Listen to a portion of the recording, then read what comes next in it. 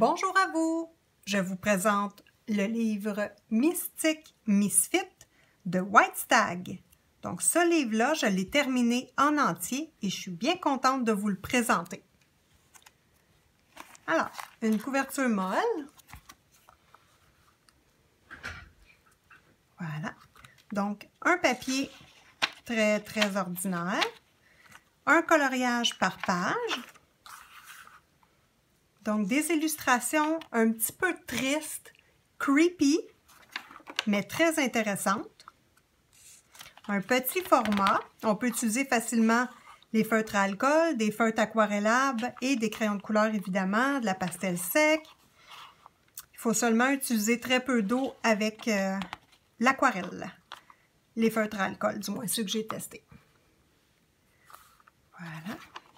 Ce que j'aime de ce type de format de livre, donc c'est un livre pocket size, un petit livre, c'est que c'est facile à faire et c'est vraiment pas long. Une journée ou 2 journées si on veut vraiment faire un coloriage plus détaillé et c'est réglé. Donc entre des coloriages difficiles, c'est le fun à faire. Ça nous vide la tête et ça nous rapproche plus du coloriage. On voit ici que ça a été fait avec des feutres à alcool, le fond bleu. Donc, voyons le résultat sur la page. C'est quand même bien. La page n'a pas trop souffert. Moi, je trouve ça très acceptable. Ici, ça a été fait avec des feutres, des surligneurs et des crayons de couleur. Donc, petit format, on peut tester plein de choses. À tout le moins, moi, c'est ça que je fais. Hein. J'en profite pour tester des couleurs de cheveux, des mélanges de couleurs, des nouvelles techniques, des façons différentes de faire les pierres.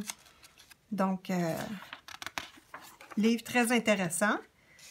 Moi, je me donne à 100% dans ce livre-là. Si je manque mon coup et que je fais un ratage, c'est pas grave. Je récupère le coloriage et je fais du rattrapage dessus. Si je manque mon coup, il ne sera pas pire qu'au début, ça ne me dérange pas. Donc, on voit ici que ça en est un exemple de rattrapage que j'ai fait. Vous allez le voir sur Instagram. Donc, j'ai essayé de faire des couleurs un peu miroirs et j'ai complètement manqué mon coup. Donc, pour le rattraper, j'ai pris du Prismacolor blanc et j'ai colorié sur le crâne pour diffuser les couleurs et c'est très réussi comme rattrapage. Moi, j'aime beaucoup. Donc, j'utilise ce type de livre-là souvent pour faire des défis que des amis coloristes proposent. Donc, c'est facile à faire, puis c'est inspirant. Des fois, quand on est devant une image comme ça, moi, à tout le moins, je n'étais pas très inspirée. Mais quand on a des défis à faire, ça, j'ai trouvé ça bien, puis ça m'a permis de finir mon livre quand même assez rapidement. Ici, j'ai utilisé une drôle de technique pour faire le fond. C'est tous des petits ronds que j'ai fait, des petites spirales. Je vais vous l'approcher pour que vous le voyez plus. Donc, je ne sais pas si vous voyez ici, là, c'est toutes des petites spirales. Puis, j'ai laissé ça comme ça. Je ne l'ai pas fondu avec du crayon de couleur, avec rien. Puis, j'aime beaucoup l'effet. Ça fait différent, ça fait spécial. Donc, ça, c'est un de mes coloriages préférés dans ce livre-là. Moi, j'aime beaucoup le gris, le bleu pâle et le rose. Donc, ça regroupe pas mal tout ce que j'aime. Ici, je voulais travailler les ombres et la lumière. J'ai été très contente de cette réussite-là. Ici, un petit coloriage de serpent.